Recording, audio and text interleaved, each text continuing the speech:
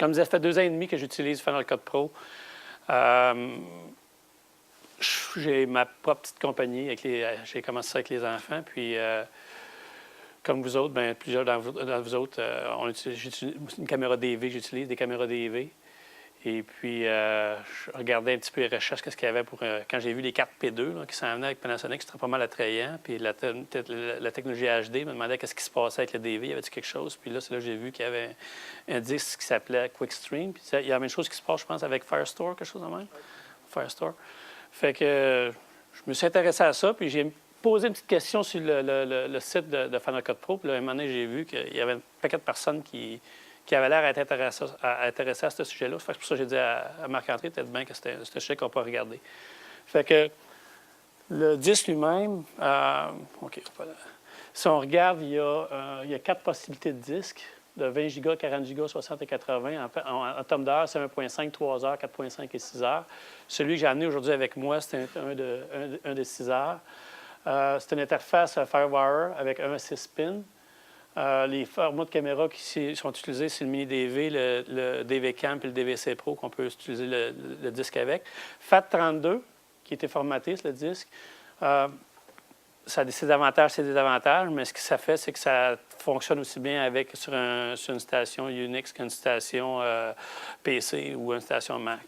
J'ai posé la question, est-ce qu'il y aurait possibilité de prendre l'avantage justement du Mac, de Tiger, je veux dire, parce qu'en FAT32, ce que vous allez voir tantôt, ça crée des petites clips.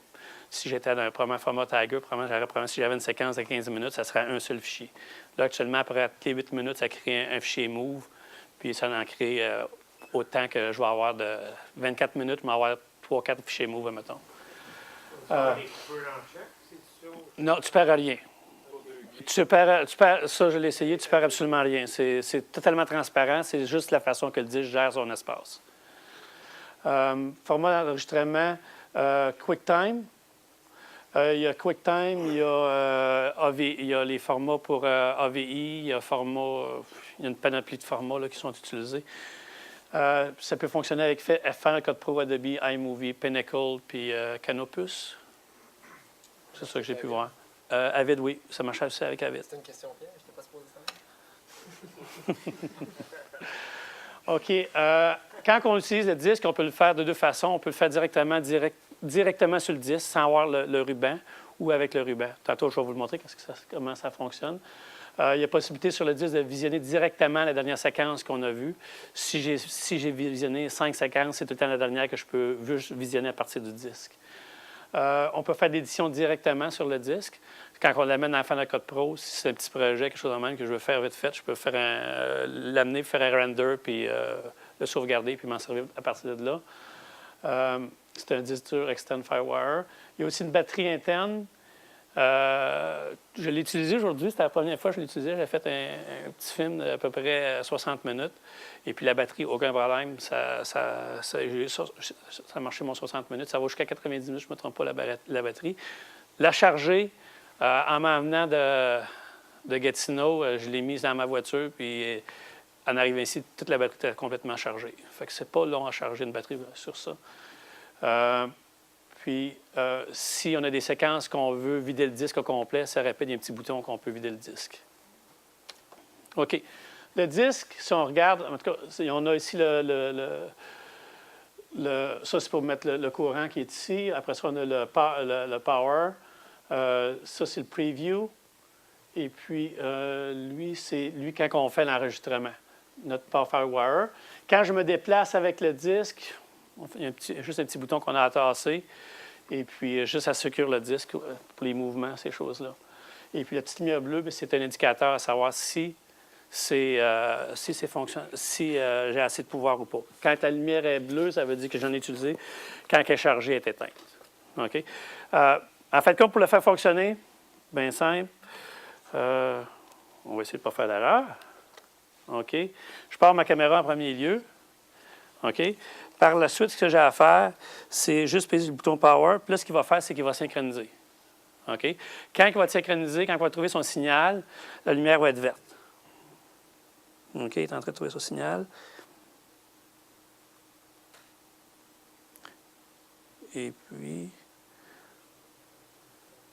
OK, la lumière est verte. Maintenant, si je commence à enregistrer, je suis directement sur le disque. OK? Là, j'ai mis une cassette dedans. En mettant une cassette dedans, automatiquement, quand que je pèse sur play ou pause, OK, vous allez voir la lumière enregistrée, la lumière là, je suis en train de filmer. OK, la lumière est rouge. Si je repèse sur pause, là, j'ai un petit fichier de séquence qui s'est créé, c'est un move qui s'est créé sur mon disque dur. C'est pas plus long que ça. Je ne suis pas obligé d'en mettre. OK? Je peux en mettre si je veux, je ne peux pas en mettre si je ne veux pas. Je vais vous dire, personnellement, je veux dire, les cassettes, c'est encore le meilleur backup. Vrai? Bon. Un disque dur, c'est un disque dur. Je veux dire, ça peut crasher. Juste le fil. Hier, quand je l'ai fait à la maison, j'ai pris le fil qui venait directement avec le disque, puis j'ai enregistré, la lumière a flashé. Correct. Là, je passe sur Review. Pantoute n'était pas là. Il y avait un problème avec mon fil. OK? Fait que j'avais la cassette, pas de problème, je peux revenir. Parce que ce qui est plaisant, la cassette, ce que je peux faire, justement, c'est que je peux filmer avec ma cassette, puis à la fin, aussi, je peux prendre ma cassette puis la faire numériser directement sur mon disque dur. Ça, il n'y a aucun problème avec ça, je peux faire ça. Je peux prendre 3-4 cassettes, puis il va le numériser directement sur le disque dur. Ça n'empêche pas que si j'ai drop frame, qui est sur ma cassette, il va être encore là. OK? Parce que le drop frame, c'est vraiment quelque chose de physique sur la cassette. C'est pas... J'ai vu des fois, ça, je ne le comprends pas encore. J'ai vu à certaines occasions, des fois, tu reviens un petit peu avant, tu le relis, puis il semble que le drop frame disparaît. Pourquoi, je ne peux pas dire. Mais, oui. Les chiffres, depuis ton timecode, es-tu pareil sur la cassette que sur ton disque dur? Sais-tu, je ne l'ai pas vérifié, mais ça devrait. Puis le froid, là, comme aujourd'hui, c'est vraiment froid, ou la pluie, l'humidité, c'est un peu wire. Tu t'as fait sauter. OK. Là, on aborde des domaines que je ne peux pas te répondre. Je pense qu'on pourrait directement poser la question en compagnie. Ce que je peux te dire, c'est que la compagnie, le sport de luge l'utilise actuellement. OK? Fait que si on est au froid. OK? Fait que c'était pas plus long que ça. Fait que ma séquence, là, je suis en train de filmer. OK? Puis on va avoir différents clips. OK? Maintenant, on va aller mettre ça sur notre... on va aller dans Final Cut.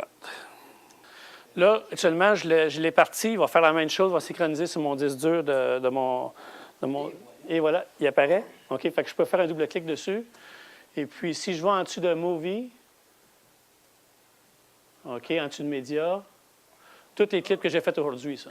OK? Fait que si je descends, je vais descendre en bas complètement. Je devrais avoir les derniers clips que j'ai faits. OK? En train de filmer. OK. Et on va avoir différents clips. Fait que maintenant, là, ce que j'ai à faire, c'est d'aller dans Final Cut. Et puis... C'est un projet Final Cut, ça, là? Oui. Oui. C'est vrai? Oui. Amenez dans Final Cut. C'est qui, ça? Ça, c'est du monde que j'ai... C'est une autre chose que j'ai faite avec. Fait que faire un file import. OK, c'est ça, il faut importer le fil. Oui, faire. Le dossier complet, dans le fond? Non, pas dossier. Il va juste sélectionner les fichiers que je vais avoir. OK, bon, attends un peu. On va aller dans... Tu pourras juste prendre le clic, le draguer directement. Ouais. Le 800 puis 900, ouais, c'est ça. 900, Okay. c'est ça qu'on vient de tourner. C'est ça, exactement. Et ouais. OK, Media Manager, c'est un fait que je ne connaissais pas moi-même. Je l'ai appris cette semaine, mais pas au point que... Je suis quand même intéressé à ce qu'on a appris à soir avec Marc-André. C'est pas des fichiers qui ont été créés par Final Cut. Fait que Final Cut te donne un petit warning pour te dire attention, il manque de l'information qui pourrait servir pour être média managé. Dans ce cas-ci, ça doit être parce qu'il n'y a pas de numéro de cassette associé à ce média. C'est ça. C'est ce que j'ai demandé, c'est ça qu'il m'a dit. Fait que si je m'en vais dans Media Manager, puis si je sélectionne les deux fichiers, puis je m'en vais dans Media Manager. OK, on a fait. On va les médias manager. OK, c'est là exactement le même espace. Je veux dire, il va juste recréer il va se recréer des QuickTime sets, mettons, avec ben, ils n'auront pas plus de real number, mais on peut leur assigner. Mais est-ce qu'ils ont du timecode, par exemple, ces petits médias-là? OK, je vois. OK, vas-y. Ben oui, il y en a. 22, 26, 20... Ah non, attends, les deux, ils ont le même timecode. Ça, c'est pas bien, ça. Attends, les deux ont le même timecode. C'est-tu le même fichier? Ah, peut-être. Ah ben oui. Attends, c'est-tu le même fichier? Je pense que les deux, c'est le même fichier. Non, je sais, mais on dirait que les deux, c'est de la même... Attends. Non. Fait que ma séquence, là, je suis en train de filmer. OK, puis ça? C'est écrit sur mon disque. Ah non, c'est pas plus long que ça. Mais les deux ont le même timecode. Attends, on va en importer un. OK. Ça, oups.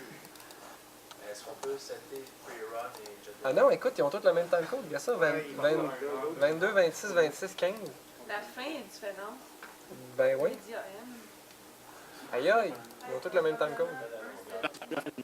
Ça doit être un détail. Ça doit pouvoir se... Faudrait vérifier avec la compagnie. Oui, c'est sûr. Mais il doit y avoir moyen d'ajuster le timecode. Je ne sais pas si c'est parce que tu n'as pas de cassette. Ça se peut-tu? Non, il y a une cassette dedans, lui. Là. J'ai enregistré avec la cassette, exactement. Ça, c'est enregistré avec la... Mais je ne l'ai pas enregistré à partir de la cassette. Okay. Mais la cassette était dedans quand je l'ai enregistré. Okay. Ça, c'était de bien savoir si je le fais pendant la pause. Là, je l'ai serré sans la cassette. On regardera vite fait. Faut que ça ait l'air. Oui, 22, 26, les deux ont le même timecode. C'est pas super. OK. Bon. C'était à vérifier. OK, si on regarde le 360 qu'on a aujourd'hui, c'est 1059 canadiens. C'est du canadien? Oui, c'est canadien. OK, puis la batterie supplémentaire, c'est 115 Supplémentaire?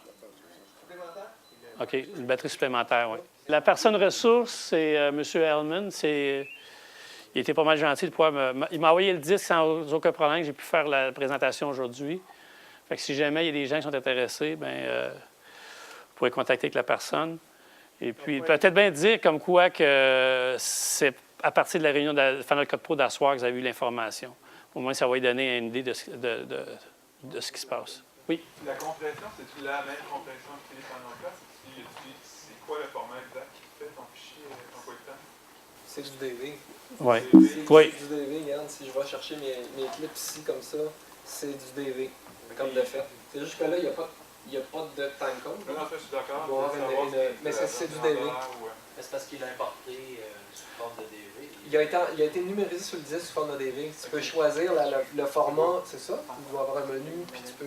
Comment tu fais pour l'ajouter? Ouais, c'est ça, le menu. J'ai pas eu... il vient directement pour Final Cut. Fait que j'ai pas eu rien à toucher. OK? Fait que... mais si je l'avais à l'utiliser pour AVI ou d'autres formats, j'aurais eu un setting à faire. Le seul logiciel qu'il utilise, c'est le MCE. C'est juste un logiciel pour sélectionner les fichiers. Tu n'as pas d'option? Non. Dans le Firestore, il y a des options dedans. Tu peux tout ajuster, le format que tu veux, le mettre dans le folder que tu veux, le mettre parce qu'il faut que tu changes le mode. OK. Screen LCD qui ne te montre pas tes clips, mais tu peux voir tes screens dedans. Il coûte un peu plus cher. Écoute le Le Firestore, Ouais. qui marche en HDV parce qu'il est supposé de marcher puis il marche pas. vous savez qu'ils pouvaient mettre du timecode à un moment donné, s'ils étaient capables d'ajuster ce disque-là, puis tu peux se faire un long clip, si tu tournes une demi-heure ou tu tournes 15 minutes, après ça, tu pourrais aller changer le timecode sur tes clips. Mm-hmm. À un moment donné, je peux comprendre aussi que ça a une certaine utilité pour des gens qui ont besoin de quelque chose vite, ou une diffusion sur le web, ou quelque chose que tu tournes, puis tu sais que ça va être aujourd'hui seulement, ça va être diffusé tantôt. C'est pas grave s'il n'y a pas de timecode dans un certain sens, puis tu vas faire ton timeline, puis s'il n'y a rien qui plante, ben tu peux sortir ton show, t'sais. Il doit y avoir moyen d'arranger le timecode, sinon vous pouvez toujours aller choisir vos clips, puis aller dans le menu Modify, faire Modify Timecode, et carrément mettre un nouveau timecode à vos clips, si jamais vous voulez faire ça. Ou de renumériser ta cassette, mais d'après moi, c'est ça. Il doit avoir moyen d'ajouter le timecode. Pourquoi il a choisi 22, 26, 26, 15? C'est ça, là. Il doit avoir un chiffre quelque part, un setting. Je peux pas. Il y a peut-être un firmware update ou je sais pas quoi. L'adaptateur qui tient sur la poignée, c'est avec le disque, le petit. Oui, ça ici. En termes de. Le disque, il vient. Je fais juste le glisser. C'est ça. OK, ça vient avec. Puis où je peux avoir un petit clip que je peux mettre sur ma ceinture. Fait que. C'est un disque, ça veut dire que ma présentation Keynote, je l'ai copiée de même, je l'avais mis comme copie de sécurité sur le disque même avant de m'en venir. Fait que c'est pas juste pour des fichiers .mov, là. N'importe quel fichier, je peux les mettre dedans. Exactement. Puis la rapidité, c'est ça que j'ai trouvé intéressant avec. Là. Vous êtes capable de monter tout de suite avec, là? C'est cool. Oui. Fait que c'est ça le Quick Stream. Fait que je vous remercie beaucoup. Merci.